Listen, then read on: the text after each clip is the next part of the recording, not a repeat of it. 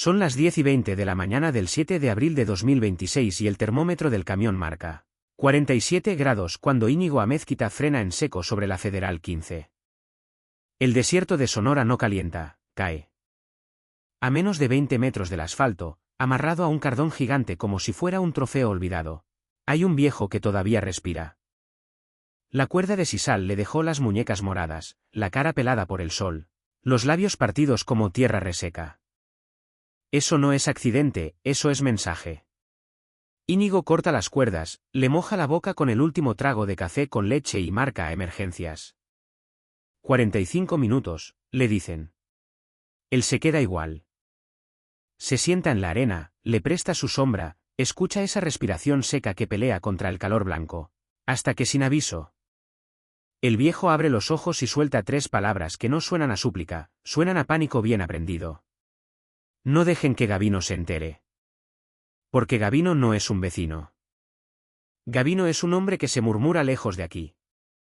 Un apellido que arrastra condenas y lealtades y un secreto que alguien del CJNG acaba de pisar sin saberlo. Y en Sonora, cuando el CJNG comete un error, el desierto no lo borra, lo anuncia. El calor en el desierto de Sonora no llega gradualmente, cae. Cae sobre la tierra como una sentencia, sin aviso y sin misericordia.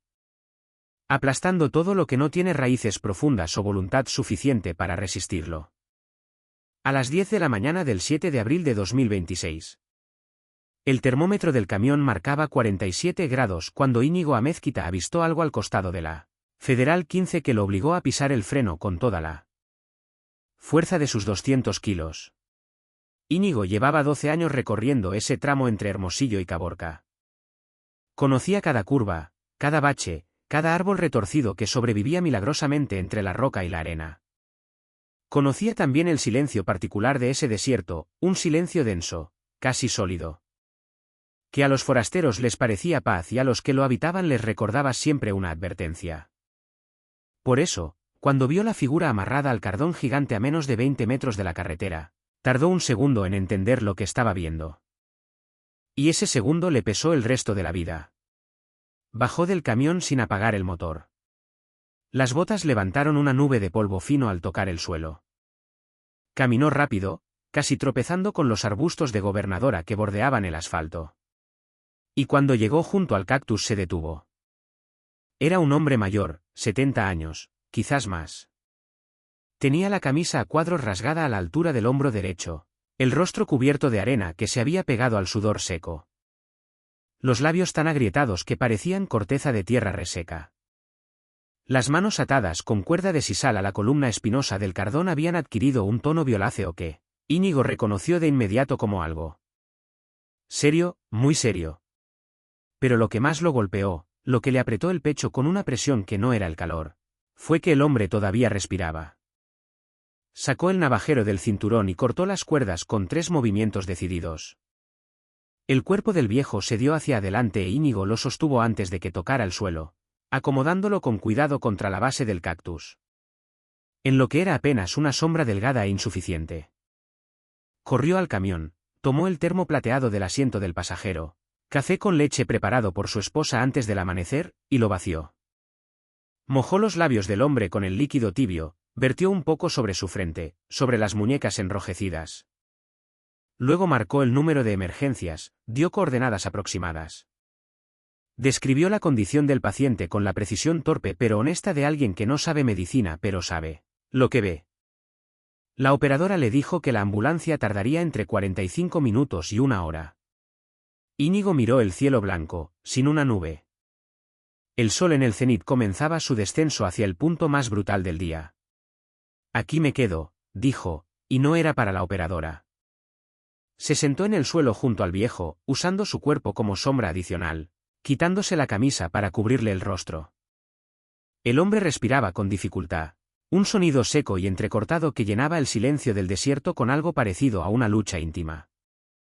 Íñigo no lo conocía, no sabía su nombre, ni de dónde venía, ni quién lo había dejado allí. Pero eso no importaba en ese momento. Lo que importaba era ese sonido. Ese sonido que significaba que seguía aquí. Pasaron 20 minutos en ese silencio tenso y luminoso. Después, sin previo aviso, los párpados del viejo se movieron. Fueron apenas milímetros, pero suficientes. Los ojos se abrieron a medias, ojos oscuros, hundidos, cubiertos de una película opaca que el desierto deja en los que permanecen demasiado tiempo bajo su dominio.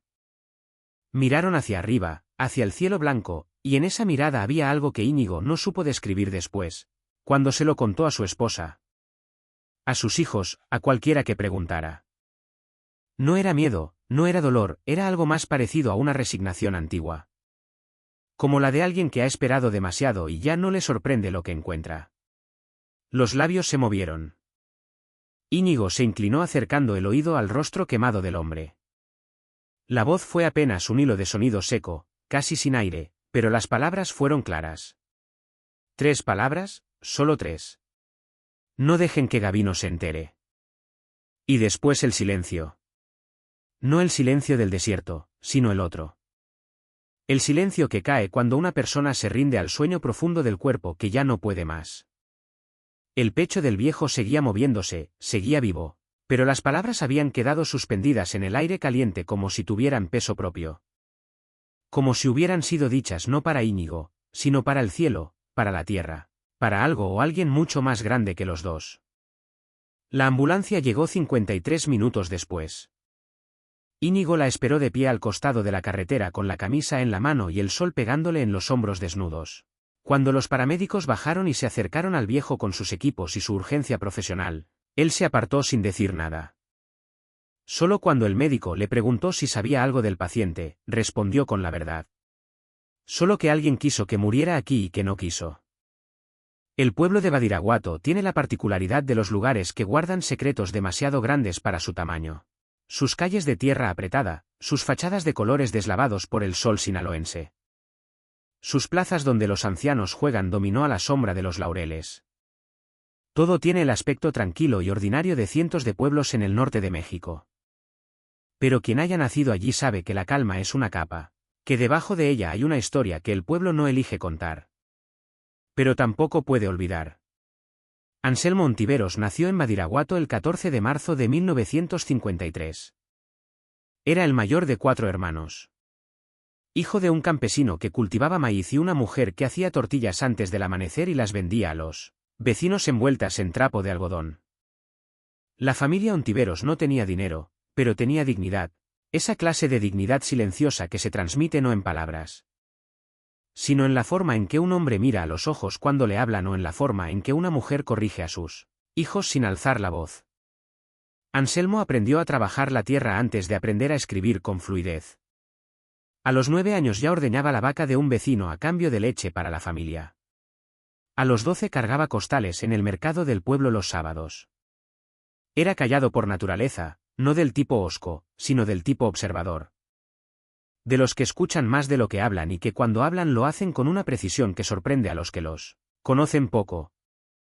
Su madre decía que Anselmo había nacido con más años de los que tenía. Su padre lo corregía, decía que lo que tenía era paciencia y que la paciencia era la forma más difícil del valor. El hermano menor, Gabino, al que todos llamaban así desde antes de que pudiera caminar, era su opuesto absoluto, ruidoso, inquieto. De risa fácil y furia más fácil aún.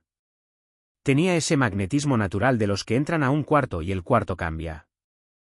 A los 10 años ya convencía a los otros niños de seguirlo a donde fuera. A los 14 tenía planes y los planes eran siempre más grandes que el pueblo. Cuando le dijo a Anselmo que se iba, lo hizo con la sencillez de quien anuncia algo inevitable. Me voy a hacer rico, dijo Gabino con 14 años y una mochila de lona al hombro.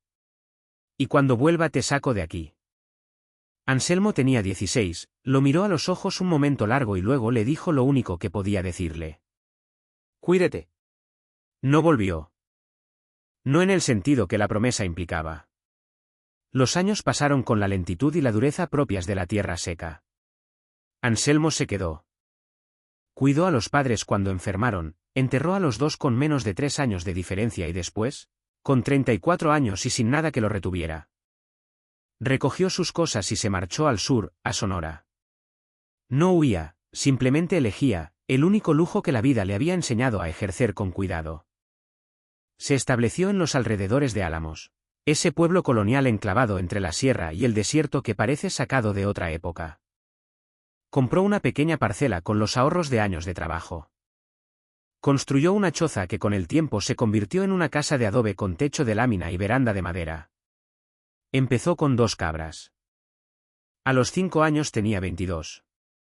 Aprendió a hacer queso con paciencia y precisión, prensando la cuajada en telas de manta, curando las piezas en sal gruesa, vendiéndolas en la feria del municipio cada sábado bajo un toldo de lona verde.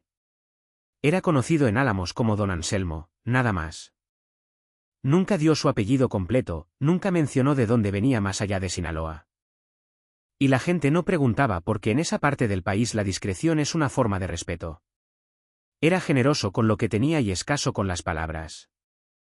Y esa combinación le ganó la confianza tranquila de los vecinos que lo saludaban cuando lo veían y lo dejaban en paz cuando no. Cada mañana, antes del amanecer, encendía una vela frente a la imagen de la Virgen de Guadalupe que colgaba en el muro de la sala. Rezaba en voz baja, con las manos entrelazadas y los ojos cerrados por la misma lista de siempre. Su madre, su padre, los vecinos que necesitaban algo, el mundo en general. Gavino también estaba en esa lista, aunque su nombre lo pronunciaba en silencio, solo para adentro. Como si temiera que el aire pudiera escucharlo y llevarlo a algún lugar que no convenía. Porque Anselmo sabía desde hacía décadas lo que el mundo también sabía, aunque con nombre de apodo y cara en carteles, que su hermano menor. El niño de 14 años con una mochila de lona y planes más grandes que el pueblo, se había convertido en el hombre más buscado de México. Lo había visto desde lejos, con la distancia helada de quien reconoce algo que no puede cambiar. Y cuando el hermano fue capturado finalmente y enviado a una prisión de máxima seguridad en Estados Unidos, Anselmo mandó un mensaje por vía de un intermediario que no quería conocer. Un mensaje corto, definitivo, como todo lo que decía. No me busques, no me mandes nada, déjame morir en paz. Y así había vivido invisible, libre, solo. Hasta esa mañana de sábado en que llegaron las 3 camionetas negras y los hombres con armas, y él, de espaldas al peligro. Siguió ordeñando la cabra como si fueran invisibles. El alacrán no tenía nombre en los registros que importaban. En los documentos oficiales figuraba como Everardo Ibarra, 47 folios de antecedentes, expulsado por conducta irregular. Eufemismo institucional para no escribir lo que realmente era, brutalidad documentada, denuncias archivadas. Un hombre que había aprendido en el uniforme que la fuerza sin consecuencias es una forma de poder.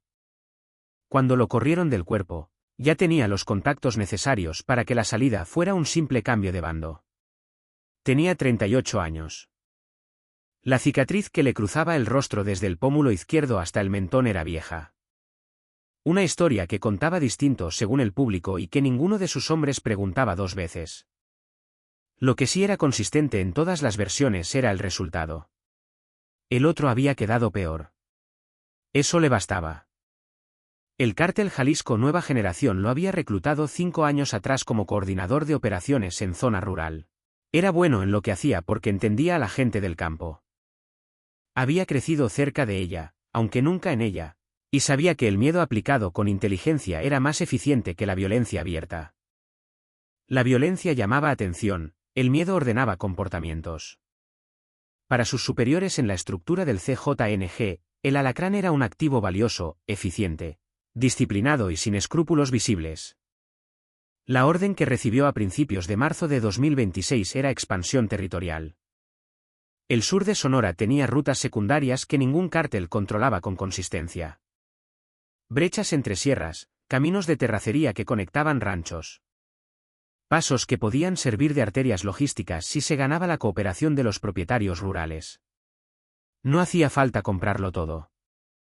Bastaba con que los que vivían ahí entendieran quién tenía la última palabra. La operación empezó en silencio. El alacrán no llegaba con amenazas directas en el primer contacto. Eso era el método de los impacientes. Llegaba con una oferta, renta mensual a cambio del uso ocasional del terreno. Los montos eran razonables para quien no entendía lo que estaba firmando. La mayoría de los productores, presionados por deudas, por sequías, por la incertidumbre endémica del campo mexicano, aceptaba en las primeras 2 visitas. Los que no aceptaban recibían una tercera visita que tenía un tono distinto. Anselmo Ontiveros fue el 13º productor abordado. Cuando las 3 camionetas oscuras entraron por la brecha de tierra que llevaba a su parcela ese sábado de marzo, Anselmo estaba en el corral. Agachado junto a la cabra más vieja del hato, la que llamaba Ceniza por el color del pelaje, con las manos ocupadas y la espalda al mundo. Escuchó los motores, los pasos sobre la tierra, el sonido particular que hacen los hombres que cargan peso al caminar. No se dio vuelta de inmediato. Cuando lo hizo, encontró a 6 hombres. 4 permanecían junto a los vehículos. 2 avanzaron hacia él. El que hablaba tenía la cicatriz y los ojos de quien no espera que le digan no. La propuesta fue presentada con cordialidad calculada. Uso esporádico de un sector del terreno colindante con la brecha del fondo. Compensación mensual en efectivo, sin interferir con su actividad, sin pedirle nada que no fuera discreción. El hombre que hablaba lo dijo todo con la cadencia tranquila de quien ha repetido ese guión muchas veces y sabe que, generalmente funciona. Anselmo escuchó en silencio, completo, sin interrumpir, sin mover el gesto. Cuando el hombre terminó, el viejo asintió una vez, no en señal de acuerdo, sino en señal de que había entendido. Y respondió con 4 palabras: la tierra no se presta. Y se dio la vuelta. Volvió a Ceniza, volvió a sus manos, volvió a su trabajo, como si los 6 hombres fueran parte del paisaje, arbustos, piedras, viento. Y no algo que requiriera atención sostenida. El silencio que siguió duró exactamente 4 segundos. Anselmo los contó sin darse vuelta. Después escuchó los pasos retirarse, los motores encenderse, la nube de polvo que levantaron al salir. Siguió trabajando. Esa tarde comió solo en la veranda, como siempre.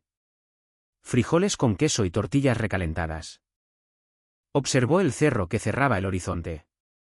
Ese cerro de contornos conocidos que a veces en ciertos ángulos de luz le recordaba la sierra de Badiraguato. Y pensó, no por primera vez en su vida, que hay ciertos momentos en que uno reconoce un umbral. Un punto donde el mundo que existía antes y el que vendrá después están separados por algo tan pequeño como una decisión. Él había cruzado ese umbral cuando tenía 34 años y recogió sus cosas para ir al sur. Lo había cruzado cuando enterró a su padre con las manos llenas de tierra de Sinaloa. Lo había cruzado también esa mañana en el corral cuando dijo 4 palabras y se dio vuelta. No le dio miedo. O sí le dio miedo y simplemente no sabía distinguirlo ya de la calma que había cultivado durante décadas. De cualquier forma, la respuesta habría sido la misma. Esa noche durmió sin sobresaltos. A las 5 de la mañana encendió la vela, rezó su lista de siempre y cuando llegó al nombre de Gavino. Ese nombre que decía solo hacia adentro en el espacio más privado del pensamiento. Se detuvo un segundo más de lo habitual. Después sopló la vela y salió a ver amanecer. Los hombres del Alacrán regresaron esa misma noche. La noche en el sur de Sonora tiene una textura distinta a la del día. El calor no desaparece, se transforma, se vuelve húmedo y pegajoso, una presión suave que envuelve el cuerpo y lo entumece. Las estrellas salen con una claridad que en las ciudades ya nadie recuerda. Y el silencio que llena el campo entre las 10 de la noche y las 2 de la madrugada es tan completo que los sonidos pequeños, el canto de un grillo, el roce de un animal entre los matorrales, el crujido de la madera vieja adquieren una presencia casi física. Anselmo llevaba décadas durmiendo en ese silencio. Lo conocía como se conoce el ritmo de la propia respiración, sin pensarlo, con el cuerpo. Por eso, cuando escuchó el motor a la distancia, supo antes de abrir los ojos que no era un sonido ordinario. Era un motor que se detuvo demasiado lejos para ser un vecino y demasiado cerca para ser casual. Se incorporó en la oscuridad del cuarto, no encendió luz. Permaneció sentado al borde del catre durante 30 segundos escuchando pasos sobre tierra seca, más de 2, menos de 10. El chirrido de la puerta del corral, la que tenía el gozne oxidado que nunca había reparado porque el sonido le servía como aviso natural. Se levantó despacio, encontró las sandalias a ciegas con el pie. Se puso la camisa que colgaba en el respaldo de la silla. No buscó nada con que defenderse. No tenía armas en la casa y no las habría buscado aunque las tuviera. No por falta de valor, sino porque sabía, con la claridad fría de quien ya ha medido sus posibilidades. Que contra 6 hombres armados cualquier gesto de resistencia sería teatro. Y Anselmo no era hombre de teatro. Llegaron antes de que pudiera llegar a la puerta. 4 sombras que entraron sin golpear, con las linternas apuntando al suelo para no despertar a nadie en el camino. Con el movimiento coordinado de quienes han hecho esto antes. Le pusieron una capucha de tela gruesa sobre la cabeza con una eficiencia que no daba espacio a la reacción. Le ataron las manos con cinta de plástico. Nadie habló durante los primeros minutos. Ninguna explicación, ninguna amenaza, ninguna justificación. Solo el sonido de sus propios pies arrastrándose sobre la tierra. El golpe sordo al subir a la caja de una camioneta, el portón metálico cerrándose bajo la capucha. Anselmo respiró lenta, deliberadamente. Había un olor a aceite de motor y a polvo. El vehículo arrancó y comenzó a moverse sobre la brecha. Lo supo por el traqueteo irregular, por los saltos que le golpeaban los costados contra la lámina fría. Calculó el tiempo, 10 minutos, 20, media hora. El camino se fue volviendo más parejo, luego más irregular otra vez, luego arena, mucha arena. Pensó en la vela. Pensó que no la había encendido esa mañana antes del incidente, que había salido directo al corral, y la lista de rezos se había quedado sin decir. Pensó en su madre, que decía que las oraciones no atendidas son solo conversaciones pendientes. Pensó en Gavino con 14 años y una mochila alejándose por el camino de tierra sin darse vuelta. Cuando la camioneta se detuvo y lo sacaron, Anselmo ya sabía que estaban en el desierto abierto. Lo sabía por el viento, seco, caliente, incluso de noche, sin el olor a vegetación que tenía el campo cerca de Álamos. Lo supo también por el cardón que rozó su espalda cuando lo empujaron contra él. Las espinas le atravesaron la camisa en varios puntos. La cuerda de sisal quemó las muñecas con una frialdad metódica mientras alguien le daba vueltas y vueltas con la misma impersonalidad con que se ata una carga al techo de un automóvil. Una voz que reconoció como la del hombre de la cicatriz, aunque no lo vio, habló por primera y única vez. Tuvo su oportunidad, señor. El sol abre la boca mejor que yo. Escuchó los pasos alejarse, los portones cerrándose, los motores arrancando y después la nada. La capucha le fue quitada antes de que se marcharan, un gesto que no era misericordia, sino crueldad calculada. Querían que viera el horizonte abierto, que entendiera la vastedad de su soledad. Anselmo parpadeó en la oscuridad del desierto nocturno. El cielo estaba lleno de estrellas. La arena se extendía en todas direcciones, sin una luz, sin un árbol, sin nada que indicara dirección o distancia. Solo el cardón enorme detrás de él, que lo sostenía atado como un absurdo crucifijo vegetal. Permaneció despierto las primeras horas mirando las estrellas. No lloraba, no porque fuera insensible, sino porque el llanto requería una energía que empezaba a escasear. Con las primeras luces del alba, el frío de la noche se dio bruscamente y el calor llegó, como había dicho la voz del hombre de la cicatriz. Abriéndose paso sin aviso. Pensó en la vela sin encender. Pensó en Ceniza, la cabra vieja que estaría esperando en el corral.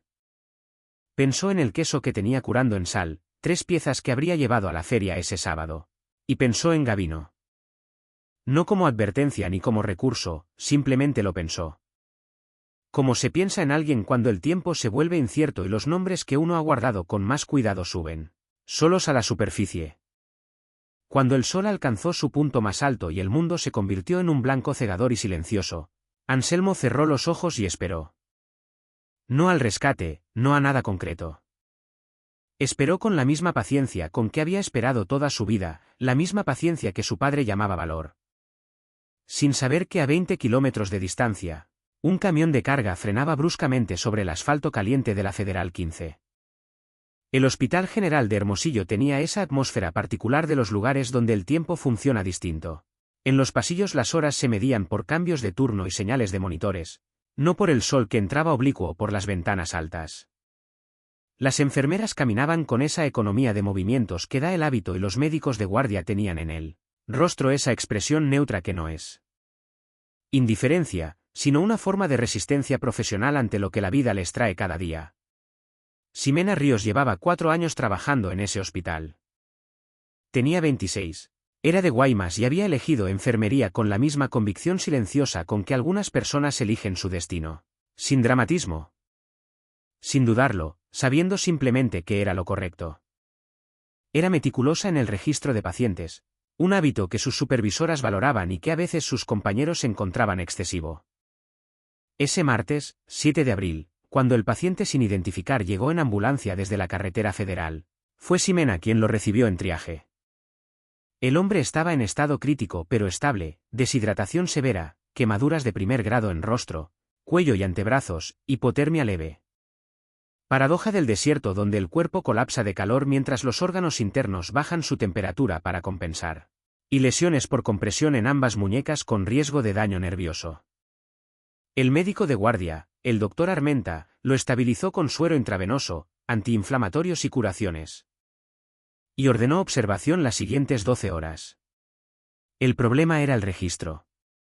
El paciente llegó sin documentos visibles, sin teléfono, sin ninguna identificación sobre el cuerpo. Fue Ximena a quien durante el protocolo de ingreso revisó la ropa que le retiraron y encontró en el bolsillo trasero del pantalón una cartera vieja de cuero café, tan usada que las costuras habían cedido en 2 esquinas. Dentro, una credencial de lector vencida desde 2018, nombre Anselmo Ontiveros, domicilio en Álamos, Sonora, y un papel doblado en 4.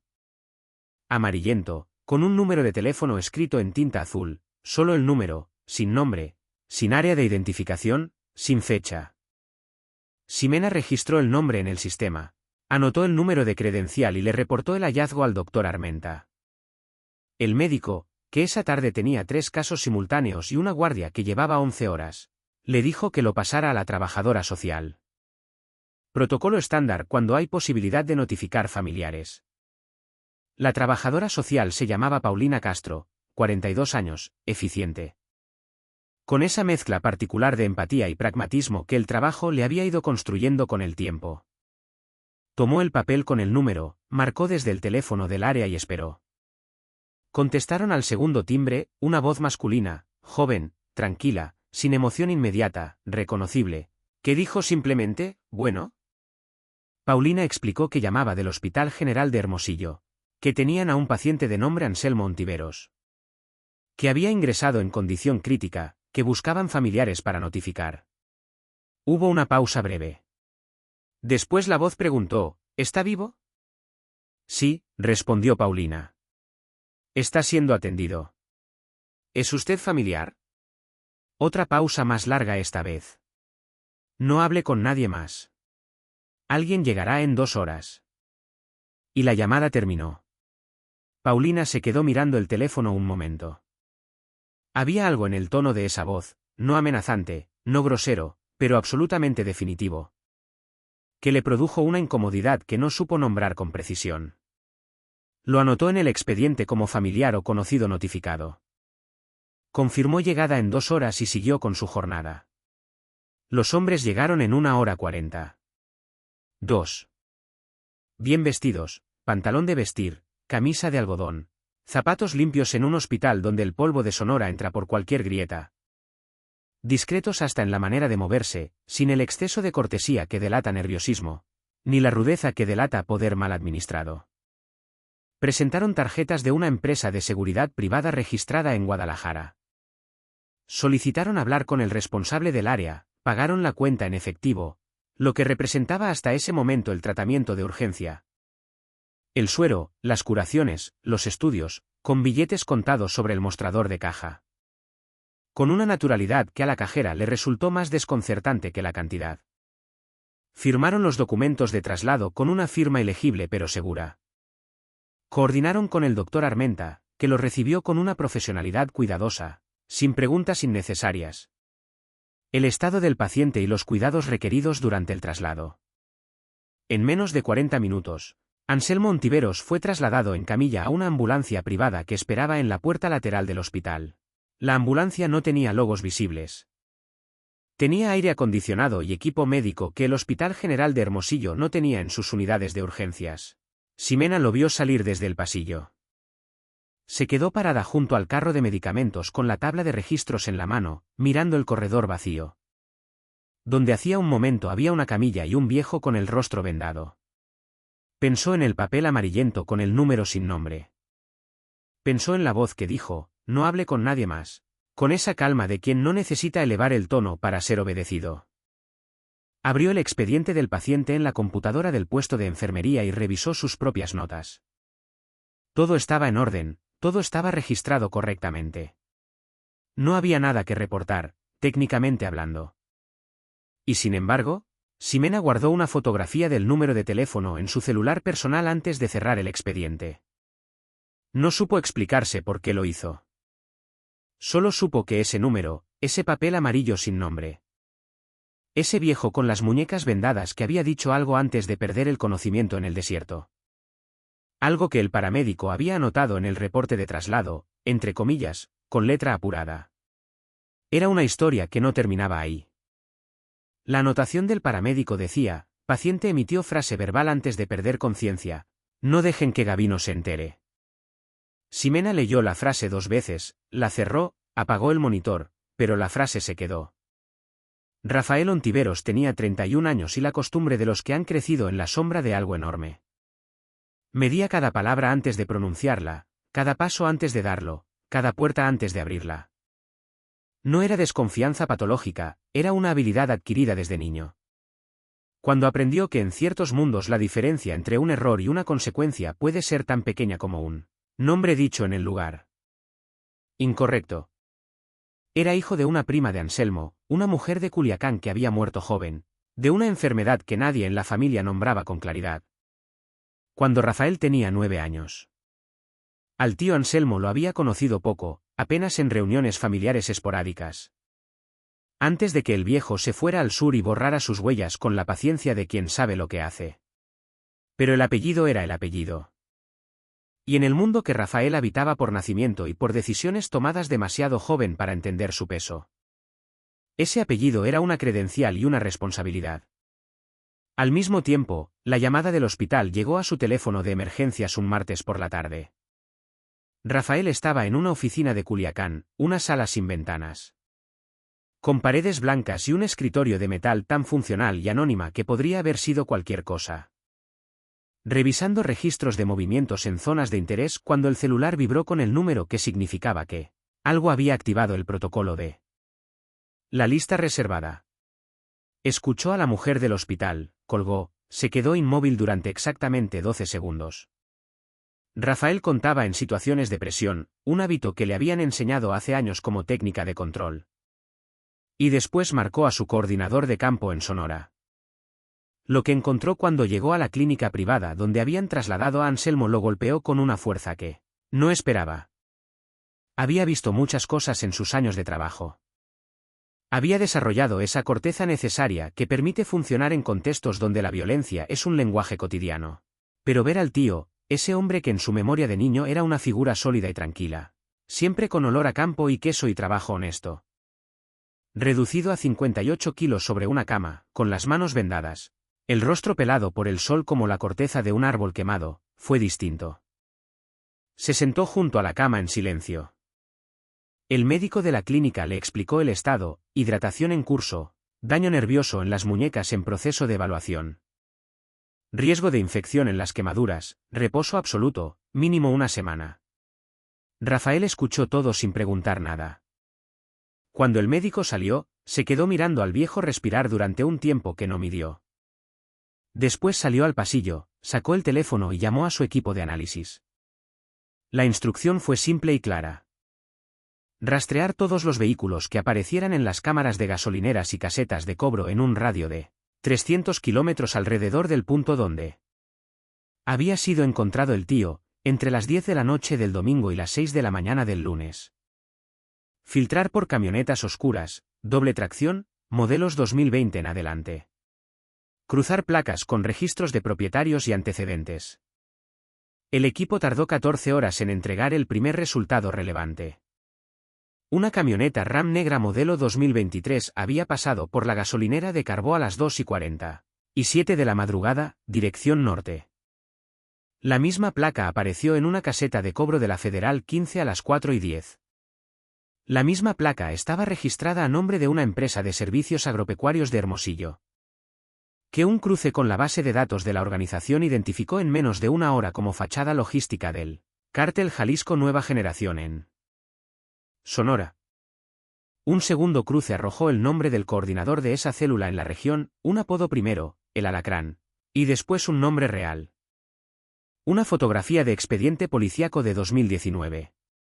Cara marcada, cicatriz desde el pómulo izquierdo hasta el mentón. Ojos que miraban a la cámara con la indiferencia de quien ha dejado de considerar las consecuencias como algo que le concierne. Rafael miró la fotografía durante mucho tiempo, después la cerró, guardó el teléfono y entró nuevamente al cuarto de Anselmo. El viejo dormía. Tenía la boca ligeramente abierta y los brazos extendidos sobre la sábana blanca. Las vendas de las muñecas perfectamente limpias bajo la luz fría de la clínica. En el rostro, aún dormido, había algo que Rafael no sabía nombrar con exactitud. Una especie de terquedad quieta, una dignidad que el sol no había podido quemar, ni las cuerdas habían podido doblegar. Un hombre que había sido abandonado en el desierto para morir y que de alguna manera se negaba a tenerla. Expresión de víctima ni siquiera. Inconsciente. Rafael pensó en el mensaje que tendría que transmitir. Pensó en el proceso por el que tendría que pasar ese mensaje para llegar a donde tenía que llegar, a través de un abogado americano. A través de visitas programadas, a través de capas de intermediarios diseñadas para que nada llegara directo y nada pudiera probarse. Pensó en la respuesta que vendría de vuelta con la lentitud pesada de los canales clandestinos y en lo que esa respuesta significaría para los meses siguientes. Pensó también, de manera breve pero honesta, en el tío que había pedido no ser protegido. En el hombre que había construido una vida entera sobre la premisa de que el silencio era suficiente escudo. En el costo de ese silencio, las manos moradas, el rostro quemado, la soledad absoluta de un cardón en el desierto de Sonora a 47 grados. Y pensó en el alacrán. Antes de salir de la clínica esa noche, Rafael se detuvo en el umbral del cuarto y miró una vez más al viejo dormido. No había ternura visible en su expresión. No era un hombre dado a los gestos que podían leerse fácilmente, pero había algo, una resolución. Una línea trazada en algún lugar interior que una vez cruzada no admitía regreso. Salió al estacionamiento. El aire de la noche tenía ese olor particular de Hermosillo en primavera, polvo caliente, flores de mezquite. El eco difuso del desierto que rodea la ciudad por todos lados. Marcó el número del coordinador de inteligencia de la organización en Sonora y dijo 4 palabras antes de cortar. Quiero todo sobre él. La investigación que Rafael condujo a lo largo de abril fue el tipo de trabajo que no aparece en ningún registro, y que, sin embargo, mueve el mundo. No era espectacular, era meticulosa. Era la clase de labor que exige más paciencia que valentía. Más inteligencia que fuerza y que produce resultados con la lentitud acumulativa del agua que horada la roca. Invisible hasta que el daño ya está hecho. Su equipo en Sonora era pequeño, 4 personas, un analista de inteligencia que trabajaba desde una casa rentada en Hermosillo. Rodeado de pantallas y registros que no existían en ninguna base de datos oficial. Una mujer de campo en Álamos que tenía el aspecto de una comerciante de telas y la memoria de una computadora. 2 hombres operativos, discretos, sin antecedentes visibles, con la habilidad de entrar a cualquier lugar sin parecer fuera de lugar. Rafael los había elegido personalmente, uno por uno, con el criterio selectivo de quien sabe que el eslabón más débil define la cadena. En la primera semana, el análisis de los movimientos del alacrán en los últimos 4 meses reveló un patrón que era a la vez ambicioso y descuidado. Ambicioso porque la expansión había sido sistemática, 18 propiedades rurales contactadas, 4 familias desplazadas. Una red de puntos de apoyo logístico establecida en un arco que cubría los municipios de Álamos, Navojoa y Guatabampo. Descuidado porque el alacrán había cometido el error de los que crecen demasiado rápido. Usaba siempre los mismos hombres, los mismos vehículos, las mismas rutas. La eficiencia que lo hacía efectivo también lo hacía predecible. La segunda semana arrojó algo que Rafael no esperaba, aunque en retrospectiva debería haberlo intuido. Dentro de la propia estructura de la célula del CJNG en Sonora había una grieta.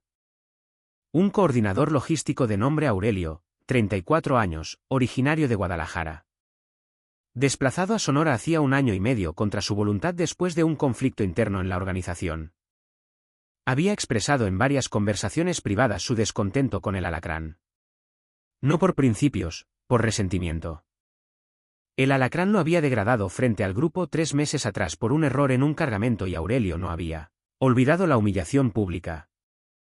El equipo de Rafael lo sabía porque uno de sus hombres operativos llevaba 6 semanas frecuentando el mismo bar, donde Aurelio bebía los jueves por la noche, no como agente encubierto en el sentido cinematográfico, sin disfraces ni identidades falsas, solo como alguien que estaba allí, que bebía, que escuchaba, que hacía preguntas simples en los momentos adecuados. Aurelio no sabía con quién hablaba. Pensaba que hablaba con un contratista independiente que buscaba negocios en la región. Rafael evaluó la información durante 2 días antes de decidir si activar esa grieta o dejarla quieta. La decisión implicaba un cálculo moral que le incomodaba pero que no podía ignorar. Usar a Aurelio significaba ponerlo en una posición de riesgo que él no había elegido conscientemente. Significaba convertirlo sin su pleno conocimiento en una pieza de una operación cuyas consecuencias podrían alcanzarlo de formas que no controlaba. Lo pensó durante esos 2 días con la honestidad incómoda de quien no tiene el lujo de ignorar los costos humanos de sus decisiones. Llegó a una conclusión que no lo satisfizo completamente, pero que consideró la menos mala. Activaría a Aurelio solo en lo estrictamente necesario, sin exponerlo directamente. Y si la operación llegaba a un punto donde su seguridad estuviera en riesgo real, lo sacaría del escenario antes de que eso ocurriera. Era una promesa que se hacía a sí mismo, sabiendo que en este mundo las promesas de ese tipo eran frágiles. La tercera semana llevó al hallazgo más perturbador, el nombre de Cástulo. Cástulo Perea era empleado del catastro rural del municipio de Álamos desde hacía 11 años, hombre de 48, padre de 3 hijos. Con una hipoteca vencida y deudas acumuladas después de un accidente de tránsito que había dejado a su esposa, con secuelas costosas de rehabilitación.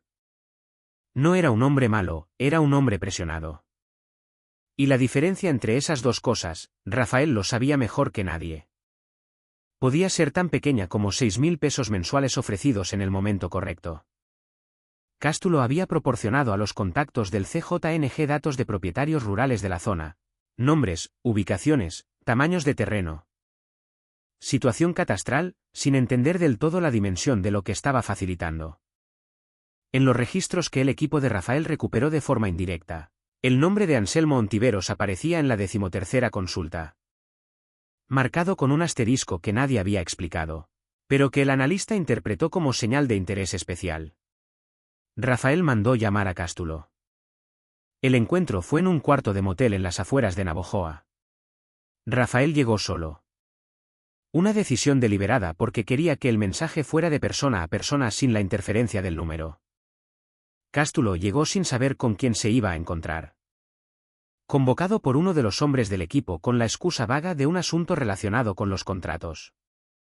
Cuando Rafael le explicó lo que sabía, con detalle, sin amenazas. Con la calma de quien ha dejado las emociones fuera de la habitación antes de entrar, Cástulo se quebró en menos de 10 minutos. Lloró, explicó todo, fechas, montos, nombres de los contactos que lo habían abordado, el número de cuenta donde le depositaban. Lo entregó todo con la desesperación de alguien que ha cargado un peso demasiado tiempo y que al soltarlo no siente alivio, sino vértigo. Rafael lo escuchó hasta el final. Después guardó silencio durante un momento que a Cástulo debió haberle parecido eterno. Tiene 48 horas para salir de Sonora con su familia, dijo finalmente. No vuelve a trabajar en función pública. No habla de esto con nadie. Si lo hace, no seré yo quien lo busque, pero alguien lo hará. Cástulo asintió varias veces seguidas con los ojos rojos y las manos temblorosas. ¿Por qué no me mata?, empezó a preguntar. Porque tiene hijos, dijo Rafael poniéndose de pie. Y porque usted no era el problema, era solo la puerta. Salió del cuarto sin mirar atrás. Afuera, el sol de abril caía sobre el estacionamiento de tierra con esa brutalidad ordinaria del mediodía sonorense. Rafael se quedó un momento de pie junto al auto, con los ojos entrecerrados por la luz. Pensando en el viejo en la clínica privada con las manos vendadas y en la cadena de decisiones pequeñas y grandes que habían llevado a ese cardón en el desierto. Pensó también en el alacrán. Y en lo que vendría después. A finales de abril, Anselmo pidió ver a Rafael. No lo había pedido antes. Durante las 3 semanas de recuperación en la clínica privada.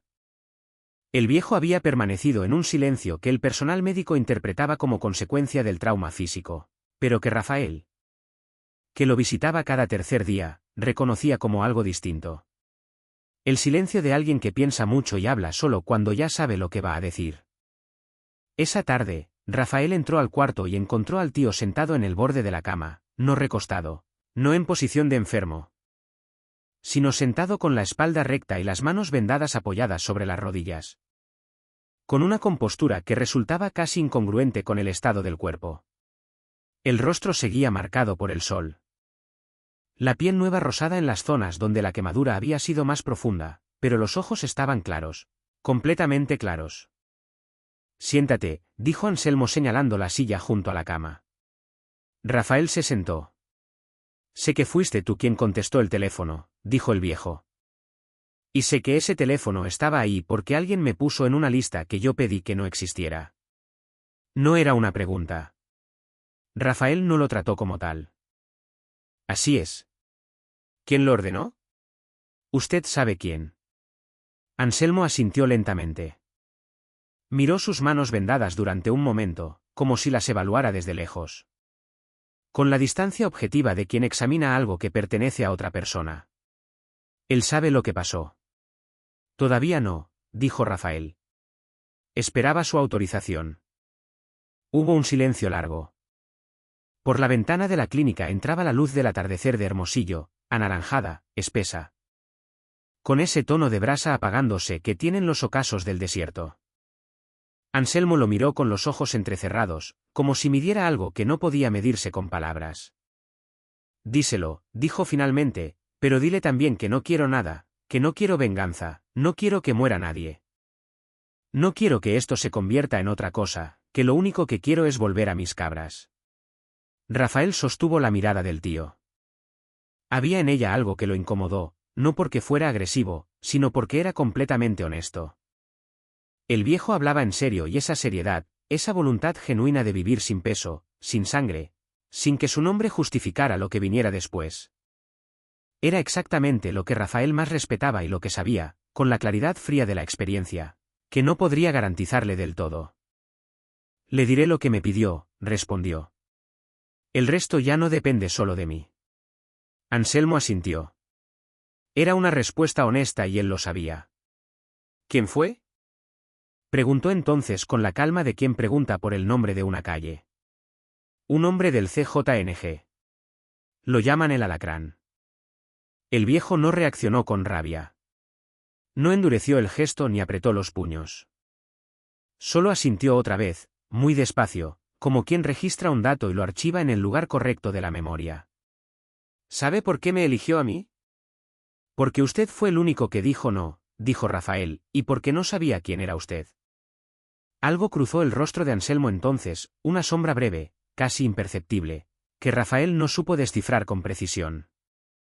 No era orgullo, no era amargura, era algo intermedio, más complejo. La expresión de alguien que entiende la ironía de su propia historia.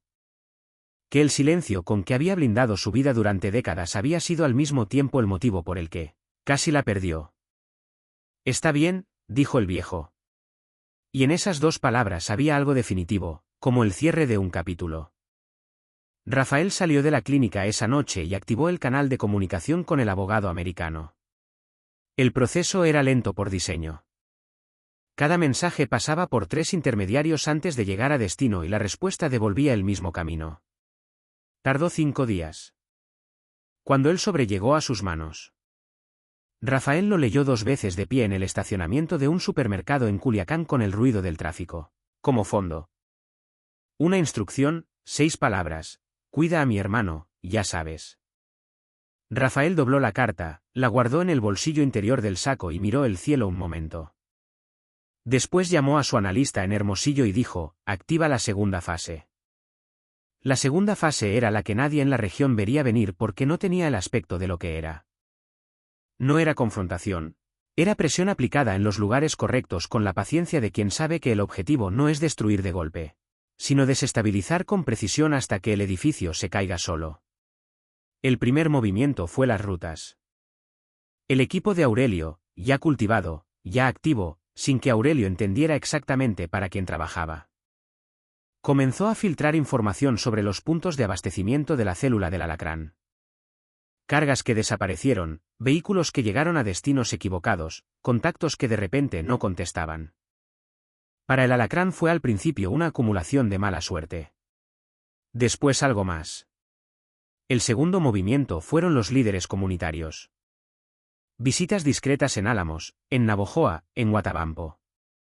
Conversaciones sobre seguridad, sobre la posibilidad de que ciertos problemas desaparecieran si había voluntad de cooperar con información. No coerción, oferta. Rafael había aprendido hace tiempo que la información obtenida por miedo es poco confiable. La obtenida por interés genuino, sostenida por protección real, tiene una calidad distinta. La mayoría de los líderes comunitarios escuchó, varios hablaron. Lo que ofrecieron confirmó y amplió el mapa de operaciones del alacrán con una precisión que el trabajo de inteligencia solo no habría logrado en meses. Anselmo, mientras tanto, fue trasladado discretamente de regreso a su chácara en Álamos a principios de mayo. Los dos hombres que se instalaron en la casa vecina comprada en nombre de una empresa fantasma no le fueron presentados formalmente. Simplemente aparecieron, saludaban con un gesto cuando cruzaban y no interferían en su rutina. Anselmo los miró el primer día con esa expresión suya de evaluación silenciosa. No dijo nada y volvió a sus cabras. La primera mañana que encendió la vela frente a la Virgen de Guadalupe después de regresar, rezó su lista completa.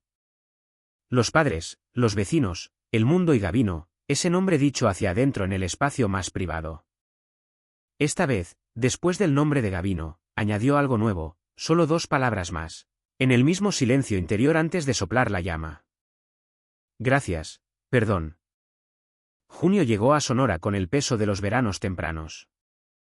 Un calor blanco y sin sombra que aplastaba el campo desde las 9 de la mañana y no cedía hasta después de la medianoche. Las ramas de los mezquites colgaban quietas, sin viento.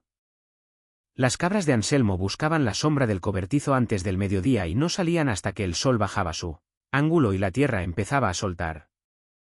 El calor acumulado con ese olor particular a polvo cocido que el viejo asociaba desde hacía décadas con la idea de hogar. A 40 kilómetros de distancia, el alacrán comenzaba a sentir que algo en su mundo no estaba funcionando. No podía nombrarlo con precisión. Lo que lo hacía más irritante era una acumulación, un cargamento que llegó tarde y con faltante, sin explicación razonable. Un contacto en Navojoa que dejó de contestar durante 4 días y reapareció con una historia que no cerraba del todo. Un informante en Huatabampo que reportó movimientos extraños en los caminos de terracería cerca de la sierra. Vehículos sin identificar de noche que desaparecían antes de poder confirmarse. Cada incidente por separado era explicable. En conjunto empezaban a dibujar un patrón que el alacrán reconocía con la incomodidad instintiva de alguien que ha pasado años generando exactamente ese tipo de patrón en otros. Lo que no podía saber, lo que el diseño de la operación de Rafael impedía que supiera, era desde dónde venía la presión. El cártel de Sinaloa en Sonora había permanecido deliberadamente invisible durante meses. No había señales de territorio marcado, no había mensajes, no había confrontaciones directas que pudieran rastrearse a una fuente específica. Era como pelear contra un clima. Las consecuencias eran reales, pero el origen parecía difuso, omnidireccional, imposible de atacar con precisión.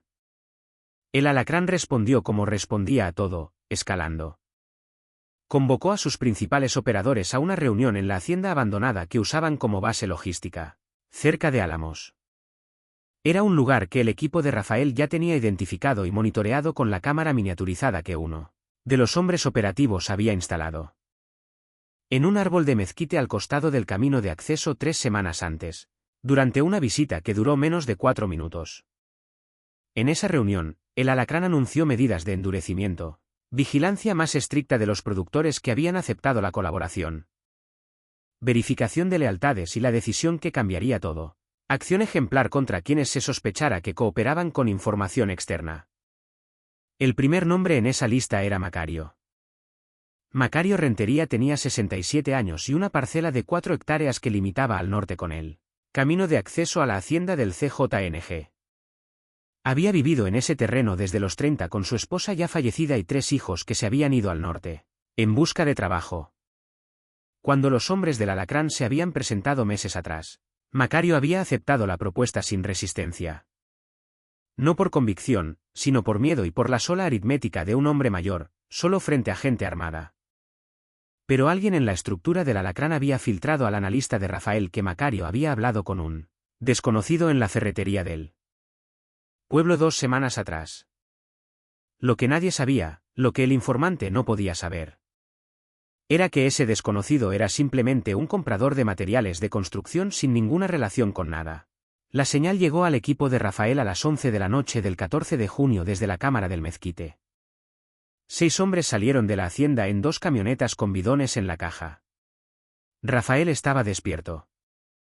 Llevaba noches de sueño fragmentado, una deuda acumulada que el cuerpo cobraba con dolores de cabeza persistentes que ignoraba sistemáticamente. Recibió la alerta en el teléfono, la evaluó durante exactamente 8 segundos y llamó a su operativo en Álamos. Macario Rentería, dijo. Salgan ahora. Los hombres llegaron tarde por 4 minutos. La casa de Macario ardía cuando el operativo de Rafael llegó por el camino de tierra. No toda. El fuego había empezado en la estructura principal. Pero el viento escaso de esa noche había limitado la propagación hacia el corral y el cuarto de herramientas anexo. Macario estaba afuera, descalzo en la tierra, con una cobija sobre los hombros que algún vecino le había echado. Mirando las llamas con una expresión que no era llanto, sino algo más antiguo que el llanto. Esa mirada de quien ve destruirse algo que construyó con las manos y que sabe, sin necesidad de que nadie se lo diga, que no volverá a ser lo mismo. El operativo aseguró el perímetro. Constató que Macario no tenía lesiones físicas más allá de quemaduras leves en los antebrazos por haber intentado entrar a rescatar documentos y llamó a Rafael. Está vivo, dijo, la casa no. Rafael cerró los ojos un segundo, después preguntó, ¿vio a alguien? No, se fueron antes de que llegáramos. Hubo una pausa. Rafael escuchó al fondo el sonido del fuego, ese crepitar constante y sin pausa que tiene la madera al arder. Que desde pequeño le había producido una incomodidad que nunca había desaparecido. Quédate con él esta noche, dijo, mañana lo movemos. Colgó. Se quedó de pie en el cuarto oscuro de la casa que usaba en Culiacán con el teléfono en la mano y la cabeza, trabajando en 2 niveles simultáneos. En el primero, la logística inmediata. En el segundo, más profundo y más incómodo, la conciencia de que el incendio de Macario era su responsabilidad, no en el sentido legal. No en el sentido de causa directa. En el otro sentido, el que no tiene nombre preciso pero que pesa igual. Lo había activado, había movido las piezas. Y Macario, que no era una pieza, sino un hombre de 67 años con cobijas sobre los hombros mirando arder su casa. Había pagado un costo que no había elegido pagar. Rafael anotó el nombre de Macario en la libreta que usaba para registrar lo que no podía registrar en ningún sistema. Lo escribió con letra lenta y clara, como si la deliberación del gesto pudiera convertirse en una forma de respeto. Después subrayó el nombre 2 veces. Era un recordatorio, era también una deuda y era, aunque Rafael no lo formuló así esa noche, pero lo sintió con una precisión que no dejaba dudas. El momento en que la operación dejó de ser solo el tío y se convirtió en algo más amplio, una cuestión de justicia que ya no podía posponerse. El nombre de Macario quedó subrayado en la libreta. Pero lo que Rafael no anotó, lo que no necesitaba anotar porque ya lo llevaba grabado en algún lugar más profundo que la memoria, era la imagen del viejo descalzo sobre la tierra con una cobija prestada y los ojos fijos en las llamas. Esa imagen trabajó en él durante días con la persistencia silenciosa de las cosas que importan de verdad. La fase final de la operación se activó en la primera semana de julio. No fue una decisión impulsiva. Fue el resultado de semanas de preparación, de información acumulada capa sobre capa. De un mapa de la estructura del Alacrán en Sonora tan detallado que el analista de Hermosillo lo había dividido en 4 niveles codificados por color, Rafael lo revisó por última vez en la madrugada del 3 de julio, sentado ante una mesa de madera con una taza de café que se enfrió sin que la tocara, trazando mentalmente cada movimiento antes de ordenarlo. Lo que facilitó todo fue Aurelio. El coordinador logístico insatisfecho había ido entregando semana a semana la información que Rafael necesitaba. Horarios de rotación de personal, ubicaciones de casas de seguridad, rutas alternas que el Alacrán usaba para moverse entre municipios. Lo había hecho sin saber exactamente para quién trabajaba. Guiado por el resentimiento y por algo que el operativo de Rafael había sabido alimentar con paciencia. La convicción de que el Alacrán lo hundiría eventualmente si él no actuaba primero. Cuando la operación comenzó, Aurelio ya había sido retirado discretamente de la zona, un pretexto logístico, un traslado conveniente. Rafael había cumplido la promesa que se hizo a sí mismo en aquel momento incómodo de abril. La operación duró 72 horas. 32 hombres de la célula del Alacrán fueron neutralizados en 3 días, algunos capturados, otros dispersados sin posibilidad de reagruparse. Sus redes de comunicación desmanteladas desde adentro por la información de Aurelio. La hacienda abandonada fue vaciada en una noche. Las casas de seguridad identificadas con precisión fueron rodeadas y desactivadas una por una con la eficiencia de una operación que llevaba meses, siendo planeada para durar exactamente lo que duró. El Alacrán fue encontrado en una casa de Guaymas al tercer día. Estaba solo. Sus hombres se habían dispersado o capturado.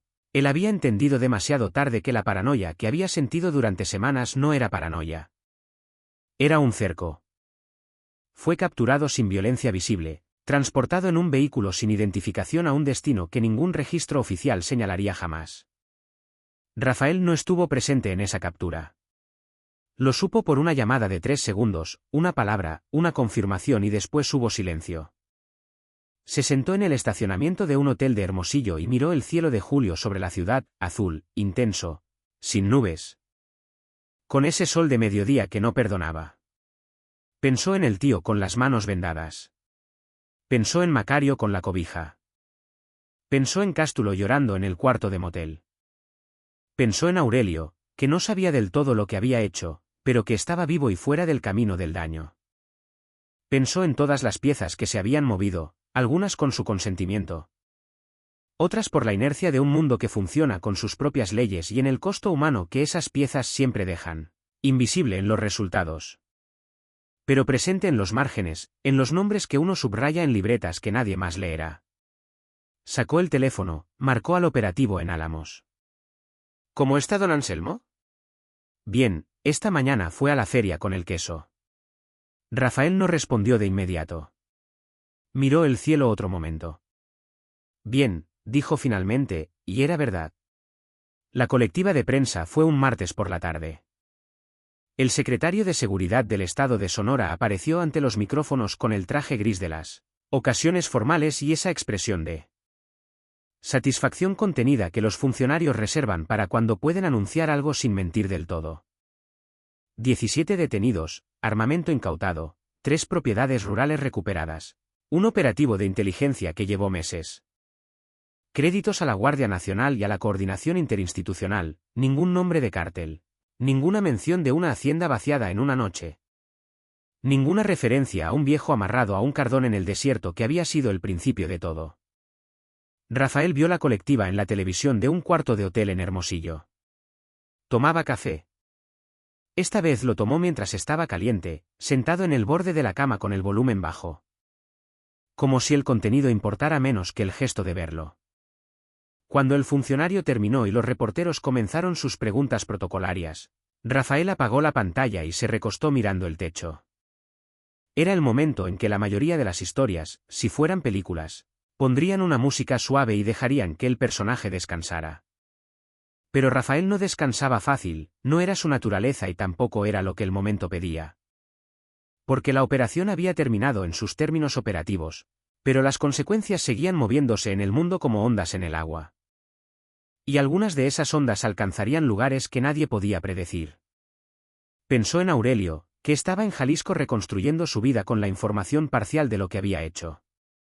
Pensó en Cástulo, que según el último reporte de su equipo, Se había establecido con su familia en Querétaro y había encontrado trabajo en una ferretería. Pensó en Macario. Macario era el que más le pesaba. Al día siguiente de la operación, Rafael había mandado a uno de sus hombres a Álamos con instrucciones específicas. Contactar a un proveedor de materiales de construcción de Hermosillo cuya empresa era discreta por convenio. Y entregar en nombre de nadie una donación anónima en madera, lámina y cemento suficiente para reconstruir lo que el fuego había destruido.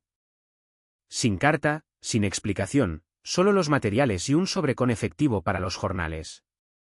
El hombre le reportó que Macario había recibido el cargamento con la desconfianza natural de quien ha aprendido a no aceptar nada sin costo. Pero cuando el camionero que entregó los materiales le dijo que venían de parte de gente que sabe lo que pasó y considera que no debió pasar, el viejo se había quedado en silencio un momento largo. Después asintió, extendió la mano y dijo solamente, que Dios les pague lo que yo no puedo. Rafael cerró los ojos cuando le contaron eso. Cerró con fuerza un segundo como quien aprieta algo que no quiere soltar. En agosto fue a visitar a Anselmo, no con pretexto logístico, sin agenda, solo fue. Manejó desde Culiacán solo por la carretera que baja desde Sinaloa hacia Sonora, bordeando la sierra. Con la ventana entreabierta y la radio en una estación que pasaba corridos viejos. Los de antes, los que todavía hablaban de amor y tierra y viajes, no de lo otro. Llegó a Álamos al mediodía cuando el calor era más honesto. Encontró a Anselmo componiendo la cerca del fondo, camisa de manta, sombrero de palma. Las manos ya curadas pero con las cicatrices visibles en las muñecas. Dos franjas más claras que la piel oscurecida por décadas de sol. Trabajaba despacio pero con precisión, clavando las tablas con golpes exactos. Como quien no tiene prisa porque el trabajo va a quedar bien de todas formas. Rafael estacionó el auto y caminó hasta el sin apuro. El tío lo vio llegar desde lejos, como siempre. Anselmo tenía esa habilidad de los que han vivido solos mucho tiempo de registrar todo lo que se mueve en su territorio sin parecer que lo hacen. Llegaste a la hora del almuerzo, dijo el viejo sin dejar de clavar. Hay frijoles. Rafael sonrió. Era una sonrisa pequeña de las que no necesitan testigos. Entonces me quedo. Almorzaron en la veranda. Frijoles con queso. El queso del tío curado en sal gruesa con ese sabor limpio y denso que Rafael no había probado en ningún otro lugar y tortillas calentadas. Directamente sobre el comal de barro. El tío comía despacio, como hacía todo. Rafael comió con el hambre acumulada de quien maneja horas y no se da cuenta hasta que se sienta. No hablaron durante los primeros minutos. Era un silencio cómodo del tipo que solo existe entre personas que no necesitan llenarlo.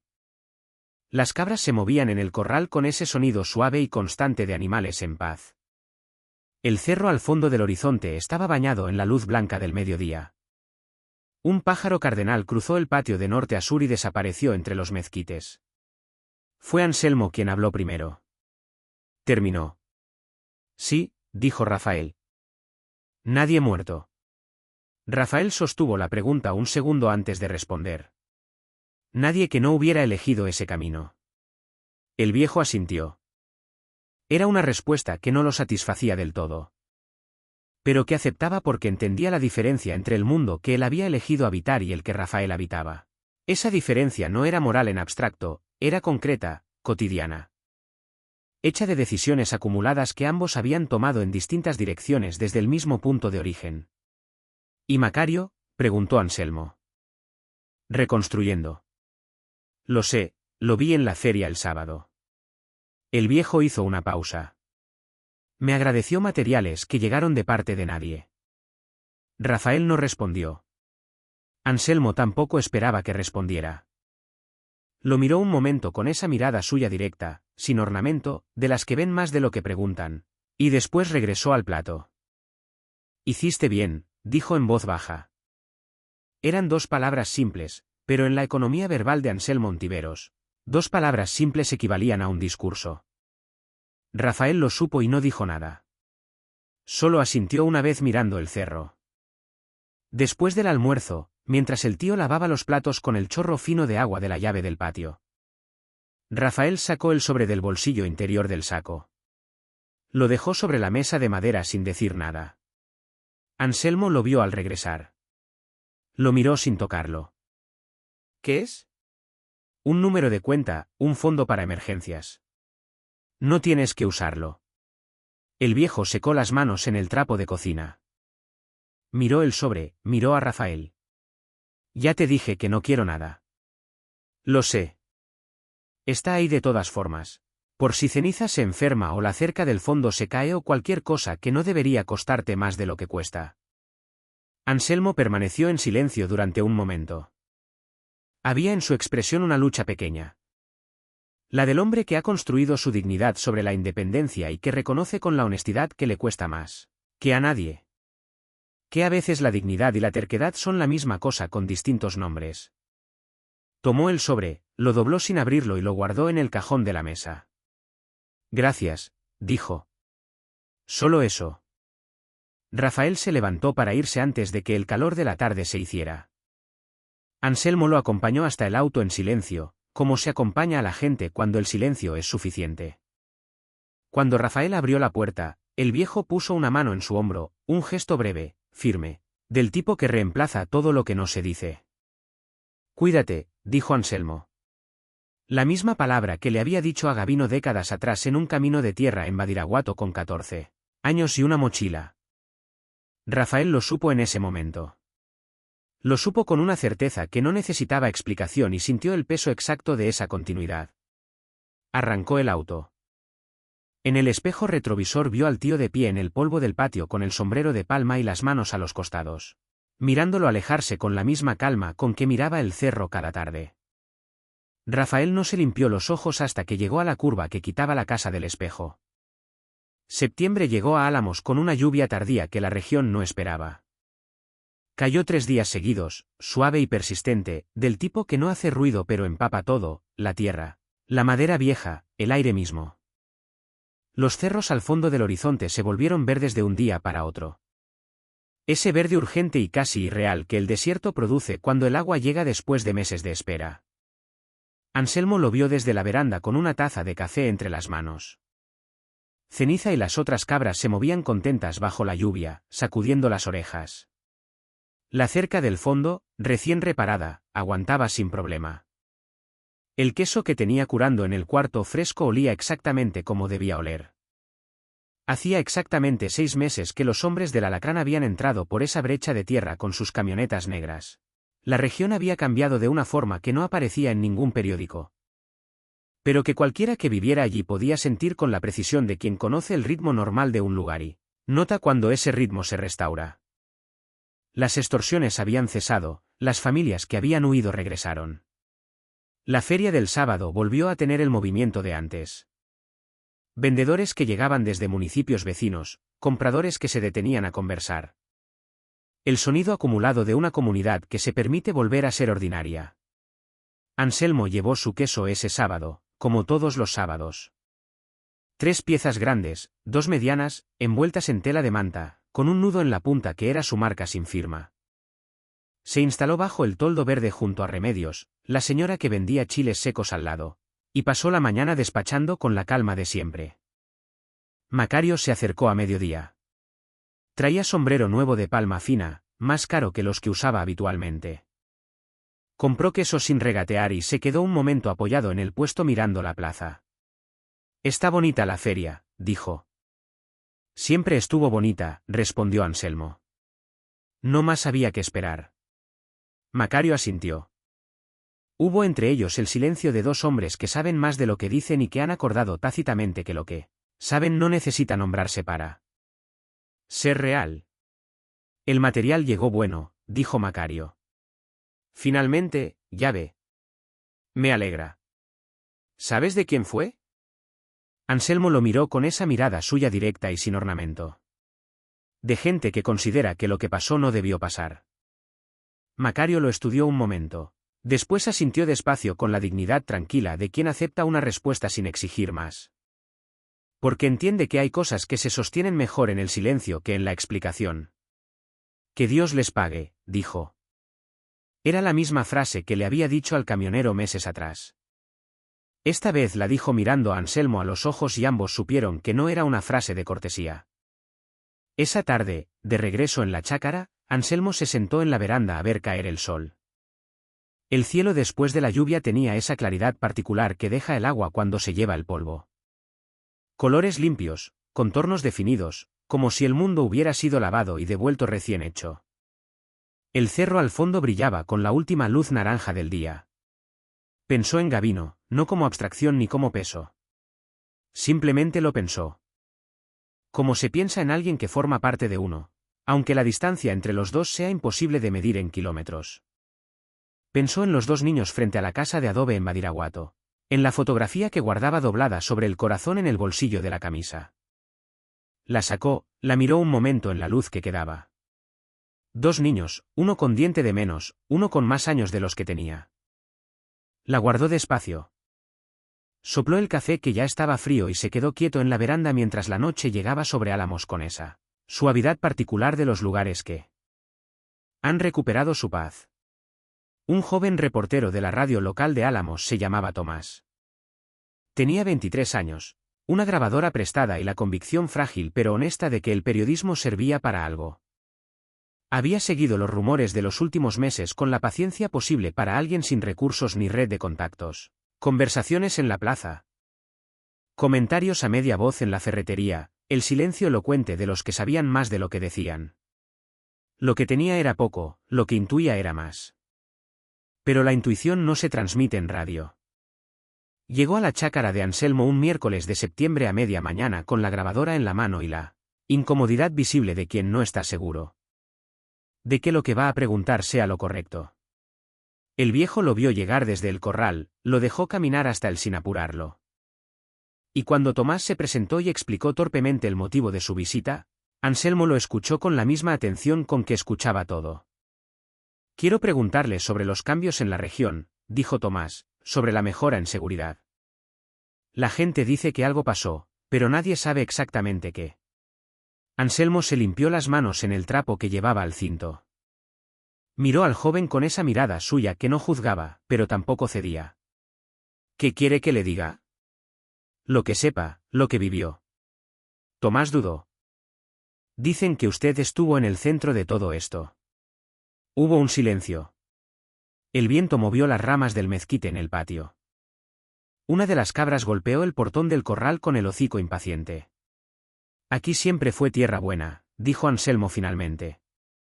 A veces uno solo necesita esperar que pase la tormenta. Tomás esperó. La grabadora seguía encendida, pero el viejo no añadió nada más. Su expresión era amable, sin hostilidad, simplemente cerrada, con la misma firmeza tranquila con que se cierra una puerta que no es tuya abrir. El reportero apagó la grabadora. Asintió despacio con una madurez que su edad no garantizaba, pero que el momento le prestó.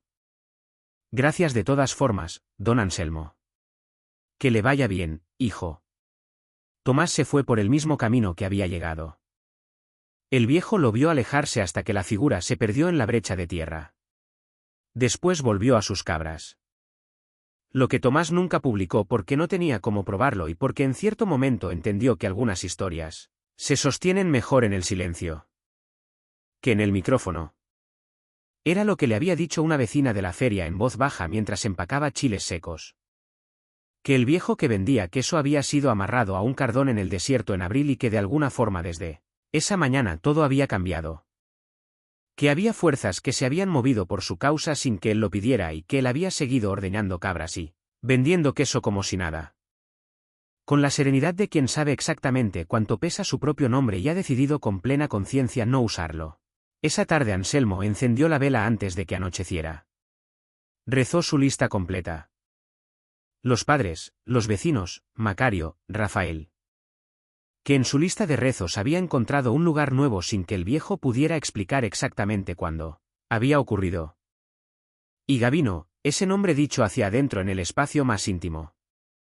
Con las dos palabras que había añadido en mayo y que desde entonces repetía siempre, gracias, perdón. Sopló la llama. La oscuridad del cuarto duró un segundo antes de que sus ojos se adaptaran. Salió a la veranda.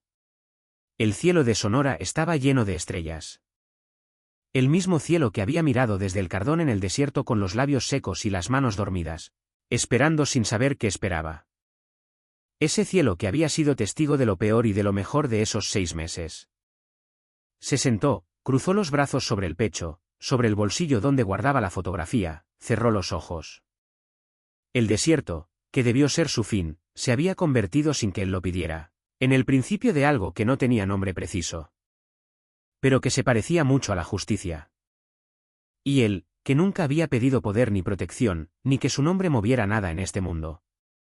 Había terminado siendo exactamente lo que siempre quiso ser, un hombre viejo con sus cabras, mirando las estrellas en paz. Eso era suficiente. Siempre lo había sido.